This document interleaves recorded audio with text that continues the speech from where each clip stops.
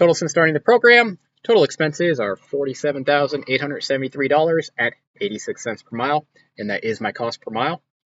Total revenue was $94,924 at $1.71 per mile.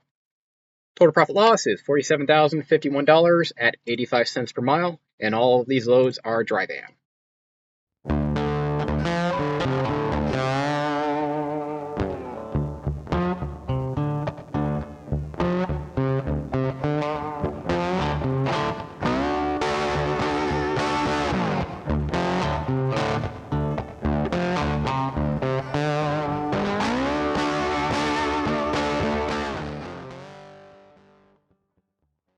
Welcome back to Trucking the Seven Seas. This is episode number 72, and in this episode, we're going to go over week 24 and 25 of the Landstar Owner-Operator Program. We do a couple long coast-to-coast loads, and that's pretty much it in this episode.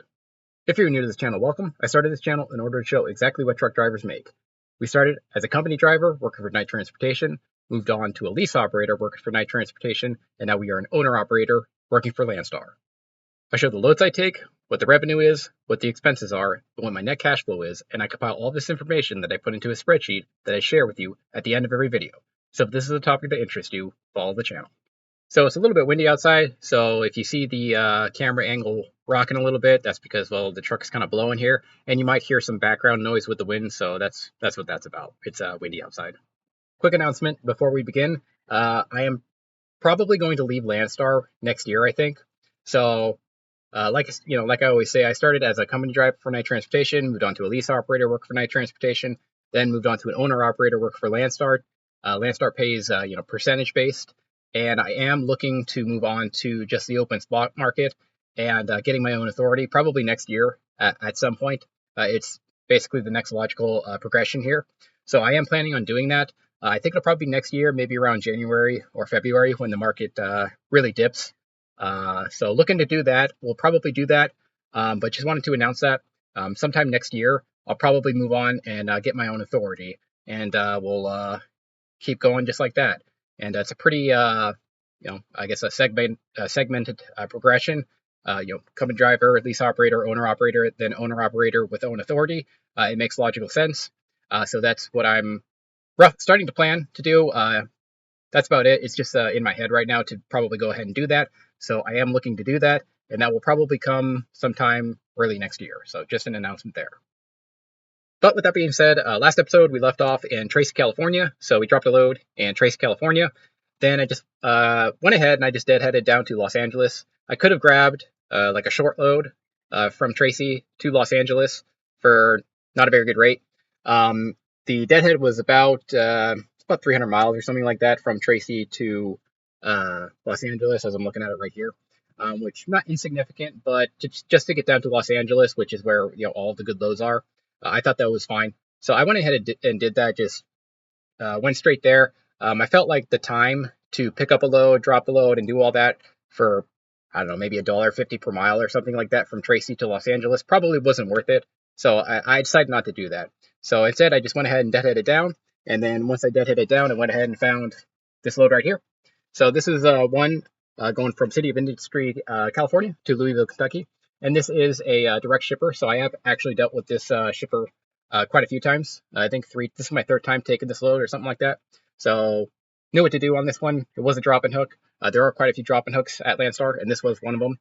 So I went ahead and grabbed this load. Paid, what was it? It was like $250 per mile or something like that for 2,000 miles, which is, pretty good.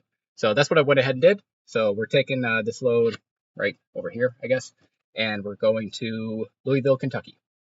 So let's do it.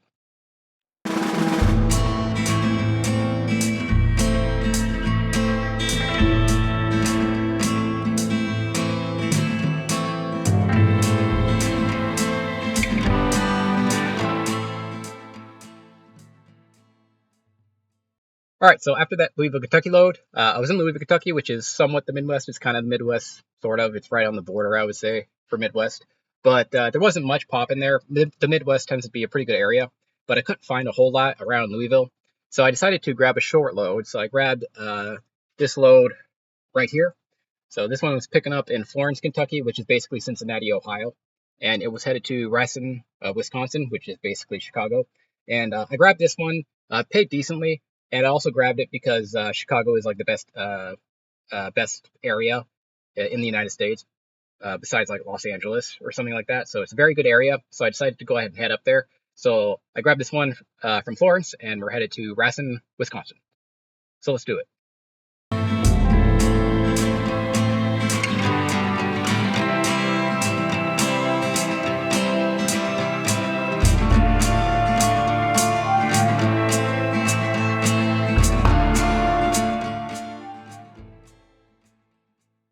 All right, so then after that Racine, Wisconsin load, we were right next to Chicago, which is a very good area. So dropped that load in Racine, Wisconsin, and then I managed to find this load right over here. So this one's picking up in Freeport, Illinois, and then headed to Fresno, California. Paid like $250 per mile for 2,000 miles, so that's pretty good. Headed to California, not too far out from Los Angeles, so I thought that was a pretty good load. So that's what we went ahead and did. Booked this load from Freeport, just outside of Chicago, and now we are headed to Fresno, California. Let's go.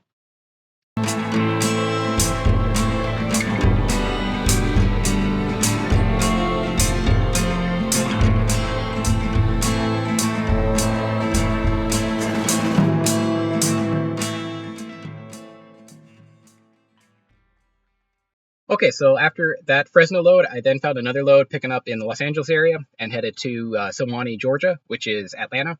However, that load is not going to make the paycheck, so we're going to get into the spreadsheet right now. Okay, as mentioned, in this episode, we're going to cover 2 weeks, week 24 and 25. So let's do it. For week 24, we did 2 loads. In those 2 loads, we got 2,865 miles. Paid a total of $4,745 for an average of $1.66 per mile. Landstar's cut was $1,954 for 68 cents per mile. Fuel expenses were $1,113 for an average of 39 cents per mile. Other expenses, workers' comp, $72, truck scans, $1.75, bobtail insurance, $34, license fees, $3, tolls, $82, IFTA, $165, EOBR, $27, Oregon tax, $71, for a total of $461 at 16 cents per mile. Totals for week 24, total expenses were $1,574 at 55 cents per mile. Total revenue was $4,745 at $1.66 per mile. That brought a net settlement to $3,170 for an average of $1.11 per mile. All right, caveats for week 24. There aren't any. A very standard week, 2,800 miles, pretty standard. Pretty low fuel expense. Not sure why. Probably was in the week before or after. And that's about it. Did have the IFTA settlement come in. OTA, EOBR, that kind of stuff coming in. That's about it. Very standard week with basically no surprises whatsoever. So that's about as standard as it gets. There you go, week 24. All right, let's move on to week 25. For week 25, we did 1 load. In that 1 load, we got 2,182 miles. Paid a total of $3,821 for an average of $1.75 per mile. Landstar's cut was $1,605 at 74 cents per mile. Fuel expenses were $1,199 at 55 cents per mile, and there were no maintenance expenses. Other expenses, workers' comp, $72, bobtail, $34, license fees, $369, permits, $94, physical damage insurance, $280, for a total of $486 at 22 cents per mile. Totals for week 25, total expenses were $1,685 at 77 cents per mile. Total revenue was $3,821 at $1.75 per mile. That brought a net settlement to $2,135 at 98 cents per mile. All right, caveats for week 25. Well, there aren't any caveats on this one either. Not much mileage on this one. I'm guessing part of the load to Georgia was on this load this week as well, so that's why it's a little low. No maintenance expenses. Nothing weird going on. Physical damage insurance. I did pay that this week. Other than that, last 2 weeks were very standard, very run-of-the-mill weeks. The only real caveat is that's a little low. Fuel mileage was also pretty low. That's about it. I mean, there's nothing else to talk about here. Very standard, 98 cents per mile. After everything's said and done, $2,000. Yeah. That's it. All right, let's go over overalls now. Total since starting the program, total expenses are $47,873 at 86 cents per mile, and that is my cost per mile. Total revenue was $94,924 at $1.71 per mile. Total profit loss is $47,051 at 85 cents per mile, and all of these loads are dry van. Averages and other information. Average weekly paycheck is 1,892 miles. Average weekly miles is 2,232 miles. Total fuel costs are $27,124 at 49 cents per mile. Total maintenance costs are $7,955 at 14 cents per mile. Other expenses are $12,794 at 23 cents per mile. And if I kept this up for a 52-week period, I'd make $98,428 and drive a total of 116,000 miles. Landstar 35% cut has equated to $35,988 at 65 cents per mile. Total revenue, including Landstar's cut, is $130,913. Total revenue per week, including Landstar's cut, is $5,266. Total deadhead is 3,573 miles at 6.44% of deadhead, or total mileage. Been employed 174 days, or 25 weeks. Taking 17 days off, 157 days on duty. Taking 39 total loads. Average load length is 1,423 miles. And if I had a $500 truck payment, I would have made $34,622 or 62 cents per mile if I had a $500 truck payment. Okay, yeah, for the overalls, 85 cents per mile so far. Not great, actually not good at all.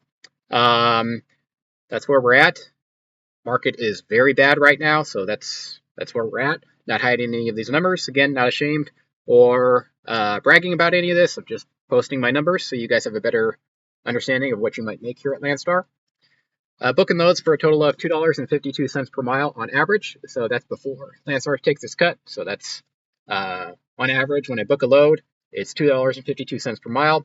After Landstar takes its cut, it goes down to $1.71 per mile. So there's that information for you. So I added, you may have noticed, these two columns right here. So total revenue and total revenue per week. So I think some people are getting confused. This total revenue right here. So this total revenue right here is the total revenue after Landstar takes its cut. So I don't count the total revenue in my numbers because I never see it. So when I get my paycheck, it's in there. It shows what Landstar took, but I never actually see it. So the way I see it, it's not really revenue for me. So I haven't been counting Landstar's revenue in this number right here. So I decided to add these two columns in right here. So this is just the Landstar 35% cut plus this number up here. So it just adds them together, and that's my total revenue, including Landstar's cut. And then this is the revenue per week. So that's what I'm getting in revenue per week. Some of you guys like looking at it in terms of revenue per week, which I think is a smart idea. That's definitely worth counting as well. I focus more on cents per mile, but revenue per week is also a very good thing to look at, and I should pay more attention to it, frankly. So $5,266 in revenue per week, including Landstar's cut. Now, that includes time off, that includes maintenance, that includes whatever. So that's not just running every single day. That number right there includes my time off and maintenance days and things like that. So just take a note of that. $5,000 revenue per week. And yeah, so if you times that by 52, what do you get? Let's see.